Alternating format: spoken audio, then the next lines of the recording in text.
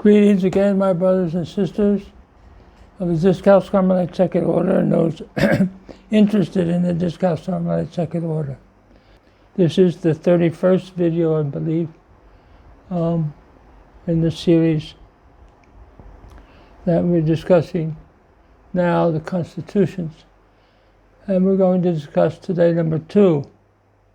But before we discuss number 2, there are two things that I want to discuss that regards to the constitutions as they were updated or revised in 2014.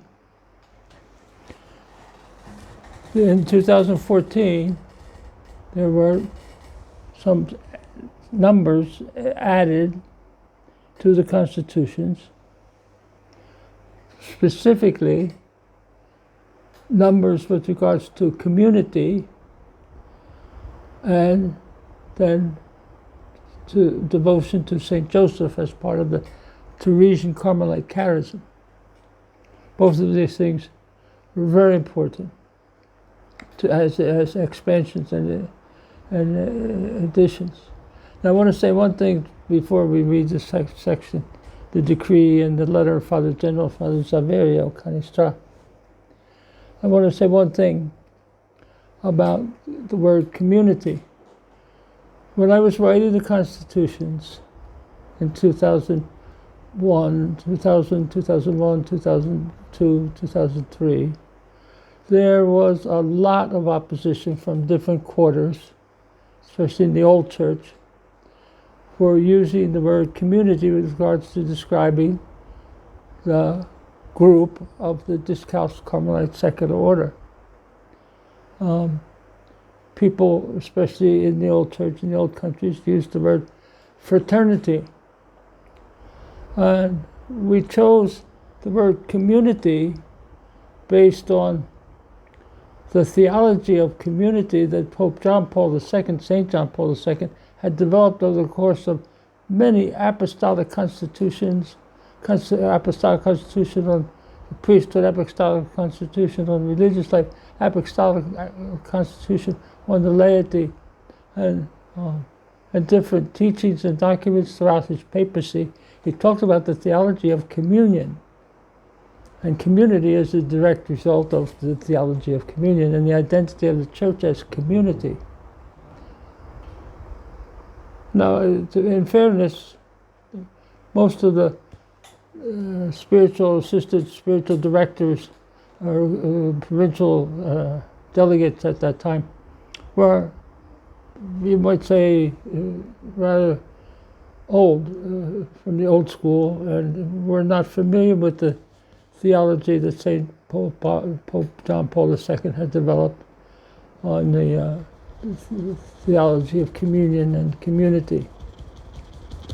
But it was great opposition, so I didn't develop it too much in the constitutions when I wrote it, but it was needed to be developed. And thanks to Father Alzina's perception and acumen, these things were developed and presented to the Sacred Congregation, and they approved. There's two questions, so there's a number of questions, a number of additions on the question of community, and then there is one additional paragraph on the place of St. Joseph. St. Joseph was St. Teresa, in the 6th chapter of the book of her life, paragraphs 6, 7, and 8, wrote some of the most iconic, fundamental, paradigmatic paragraphs on the devotion, the real devotion to St. Joseph and the importance of St. Joseph in her spirituality, in her order, and in the life of the church. But I want to read the decree that came from the Sacred Congregation, protocol number C2281, footnote 1 of 2003 is the title of the program. And the Sacred Cardinal Ariz, Cardinal Jose Bras de Ariz, wrote the following decree. The Superior General of Discalced Carmelites, at the request of the General Secretariat for the Secular Order, after consulting with the provinces and the communities of the same order, and with the consent of the General Definitory, presented to the Apostolic See for approval the text of a new chapter on fraternal communion and on St. Joseph, to be inserted into the constitutions of the Secular Order, which were approved by decree of the same number above on the 16th of June 2003. This congregation, for the Institutes of Consecrated Life and Societies of Apostolic Life, carefully considered everything, approves by this present decree the text presented. The approval is given in accordance with the original Spanish text kept on file in the congregation's archives. Under the watchful guidance and with the paternal intercession of St. Joseph, may the members of the Secular Order, rooted in Christ through the baptismal consecration and united by the bonds of fraternal charity, be enabled to respond generously to the common vocation to holiness in the concrete situations of family, ecclesial, social, and civil life. So again, that's what was dated 7th of January 2014.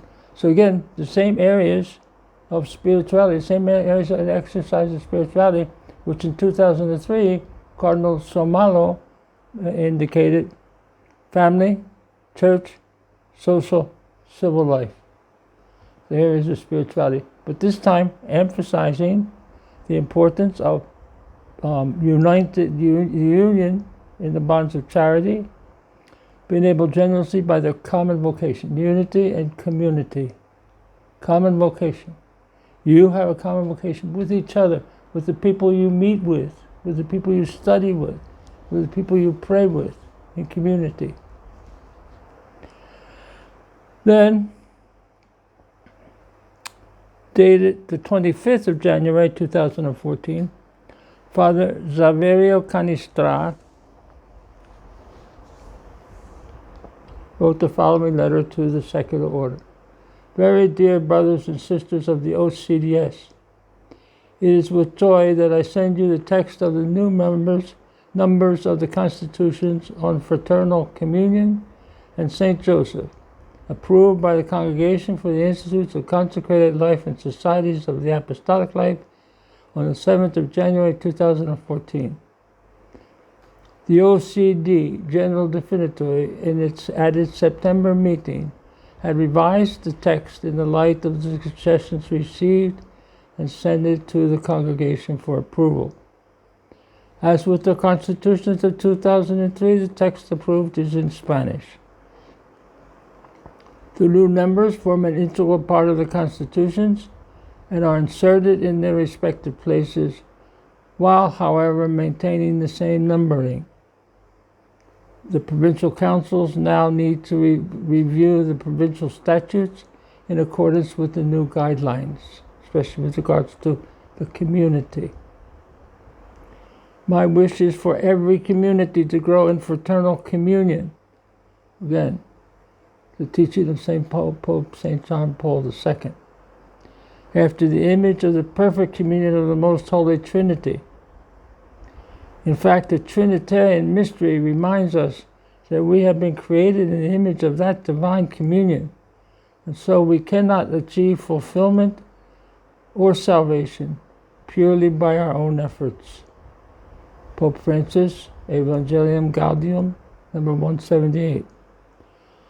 Only by a radiant and attractive witness of fraternal communion, a communion which heals, promotes, and reinforces interpersonal bonds, the same Evangelium Gaudium, number 9967. Only by a radiant and attractive witness of fraternal communion, a communion which heals, promotes, and reinforces interpersonal bonds in accordance with the charism of the Teresa Carmel, will you have the strength to live your lay vocation and transform earthly realities in accordance with the spirit of the gospel. Community is essential. We will see this. And Father General points out, in accordance with the charism of the Teresa Carmel, you will have the strength to live your lay vocation and transform earthly realities in accordance with the spirit of the gospel. May the Lord bless you. May the Virgin Mary and Saint Joseph guard you together with your families and community. Fraternally, Father Severo Camista, Superior General, Father Gino Francisco de Bastiani, General Delegate of the OCDS. That was given, as I said, on the Feast of the Conversion of St. Paul, 25th of January, 2014. So there were two additional decrees that introduced, we will get to them, get to number 24, and I think it's number 31, and we'll talk about the place of community. In the meantime, we return now to the constitutions. We're at number 2. I want to point out that this first section of the constitutions is identity, values, commitment. Who are we? What is important to us? What do we dedicate ourselves to? Identity, who are we? Values, what is important to us? Commitment.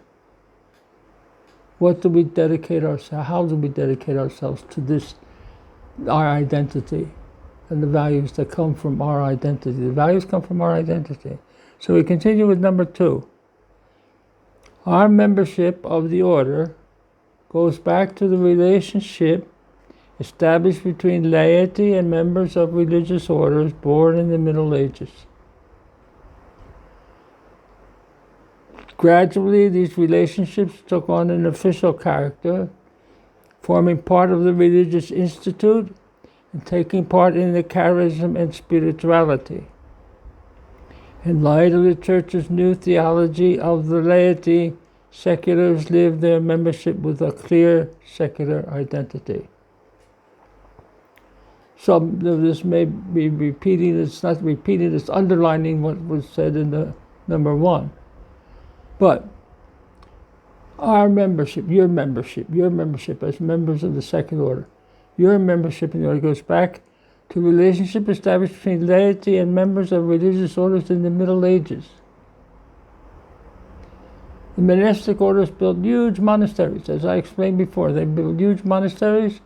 They did a lot of work in the monastery. They brought people to the monastery. They educated people in the monastery. They trained people in the monastery.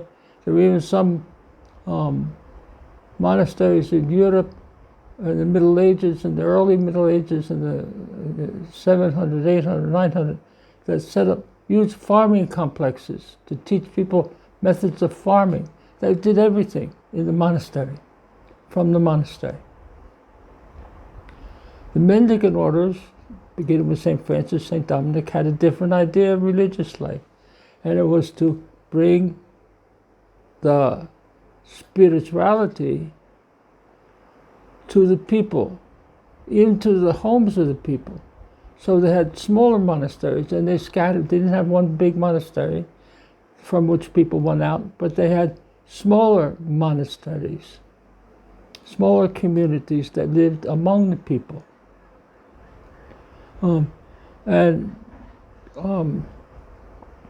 That relationship began, as I pointed out before, with St. Francis of Assisi, who established the first secular order, or third order. The Brothers and Sisters of Penance, it was called by the Franciscans. Today it's the OSF, and there are a million, or TOF, or OST, OFT, or something like that. The Franciscan Third Order, Secular Order. OFS. The OFM are the friars, the OFM are the nuns, the Claretians, I think maybe OC, but the secular order is OFS, Secular Order of St. Francis. There is a million, at least a million, throughout the world. Where maybe 400, 500,000, 600,000. Pardon me, 4 or 5, 6,000. I'm not sure now what the current number is. What the current number of members of the secular order is, our secular order.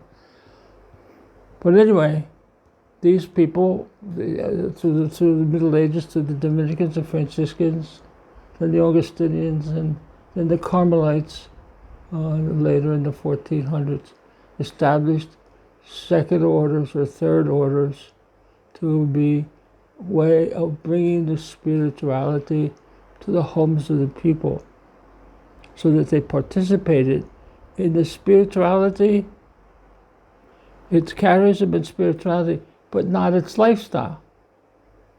There was never an intention that the secular order or the third order would live the lifestyle of nuns. They were never cloistered like the nuns.